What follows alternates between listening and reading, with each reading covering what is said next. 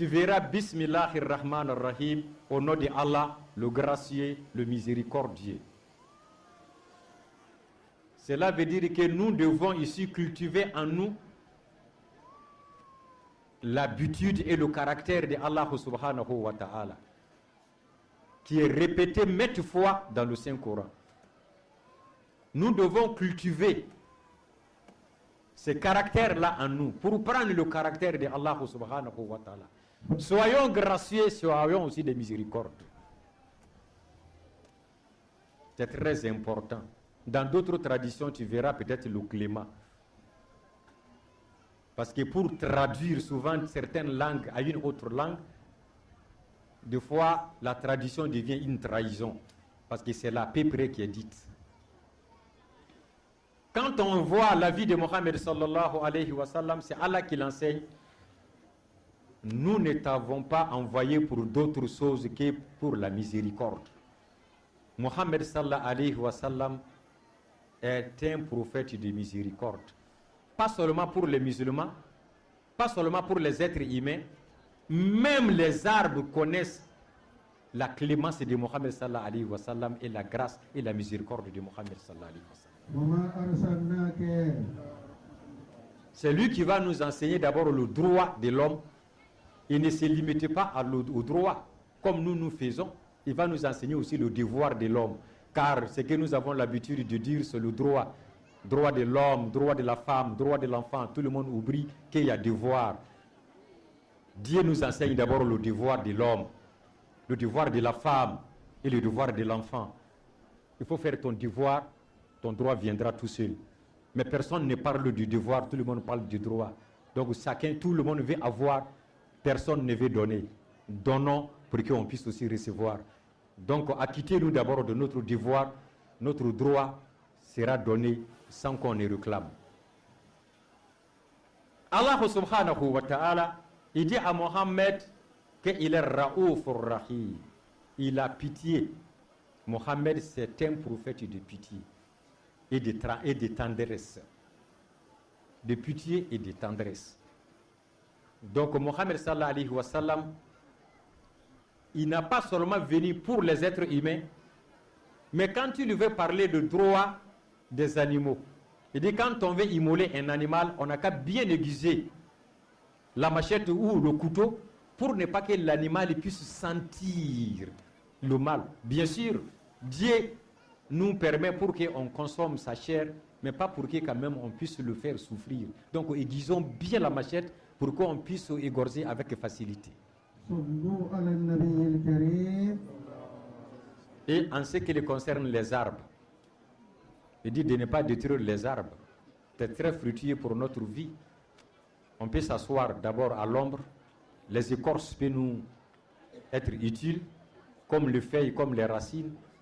De nos jours, pour ceux qui sont un peu instruits, savent que ça dégage aussi encore l'oxygène. Donc nous ne devons pas détruire les arbres. C'est comme si nous sommes prêts à détruire la nature. Donc le saint prophète, c'est lui qui a enseigné ça avant que les gens de droit de l'homme viennent nous dire qu'il faut préserver les forêts. Il a été le premier.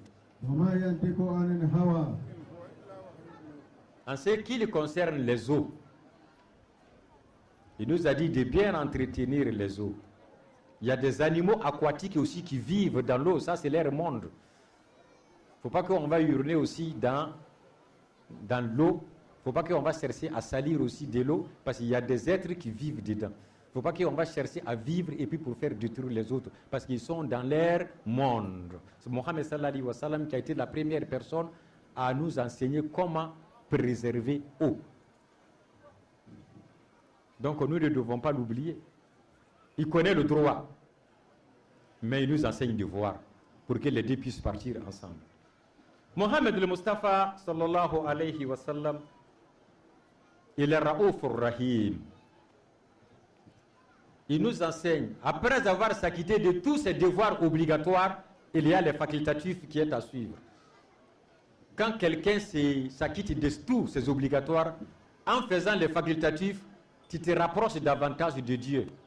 Tes yeux deviendront les yeux de Dieu, tes oreilles deviendront les oreilles de Allah, ta bouche deviendra la bouche de Allah, tes mains deviendront la main de Allah, tes pieds deviendront les pieds de Allah. Takbir. Et c'est Mohammed qui nous enseigne. Ah, est-ce qu'il n'aura pas un peu d'amalgame pour qu'on puisse dire que Mohammed est Dieu? Non. Mohammed n'est pas Dieu, mais il est le serviteur de Dieu. Mohammed n'est pas un Dieu. Il n'est pas semblable de Dieu. Il n'est pas le fils de Dieu. Il n'est pas le petit-fils de Dieu. Il n'est pas le frère de Dieu. Mohammed sallallahu alayhi wa sallam est un serviteur de Dieu et messager de Dieu. ذلك فضل الله.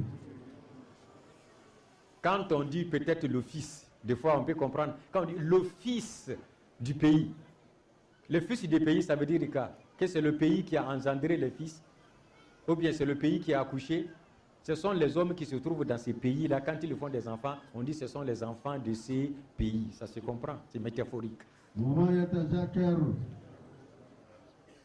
Ce langage-là a été utilisé bien avant dans les autres livres, avant le Saint-Coran. Mais comme les gens font l'amalgame tout le temps, le Saint-Coran a mis une séparation entre le fils et le serviteur, pour ne pas qu'on puisse tomber dans l'erreur. Mohammed sallallahu alayhi wa sallam, on l'a demandé à sa femme Aïcha, quel était le caractère de Mohammed sallallahu alayhi wa sallam? Il dit le caractère de Mohammed sallallahu alayhi wa sallam, c'est le Saint-Coran. takbir. Mais le Saint-Coran, c'est la parole de Allah. Donc la parole de Allah, c'est ça qui est le caractère du Saint-Prophète.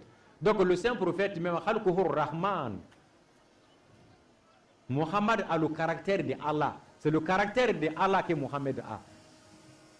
Le Saint-Coran est la parole de Dieu et Mohammed sallallahu alayhi wa sallam est la parole qui a été faite chair. La parole qui a été faite humaine. C'est une parole de Dieu, mais cette parole-là qui nous a apporté, c'est Mohammed sallallahu alayhi wa sallam. C'est la parole personnifiée. Mohammed est la parole de Dieu, mais personnifiée. Il vient nous dire Allah a dit ça, Allah a dit ça, Allah. Donc nous connaissons Dieu à partir de lui. On entend de Dieu à partir de lui. C'est comme quelqu'un qui écoute la radio. Il dit, qu'est-ce que tu écoutes? La radio. Qui a dit la radio? Est-ce que c'est la radio qui parle? C'est quelqu'un qui se trouve là, qui parle, mais c'est à travers la radio que lui, il entend. Mais quand tu le demandes, il dit, j'écoute la radio, c'est la radio qui a parlé. J'écoute la télévision, c'est la télévision qui a parlé. Ce n'est pas la télévision qui a parlé, la télévision ne peut pas parler. Ce sont les gens qui parlent et ça transmet par la télé ou par la radio. takbir. Mohammed n'est pas Dieu. Mais nous recevons la parole de Dieu à travers Mohammed sallallahu alayhi wa sallam. Ici, Allah va nous dire que Mohammed n'est pas Dieu, mais il est homo de Dieu. Il est homonyme de Dieu.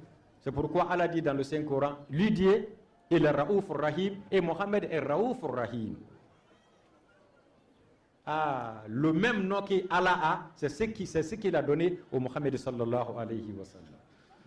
Il ne se limite pas à Allah.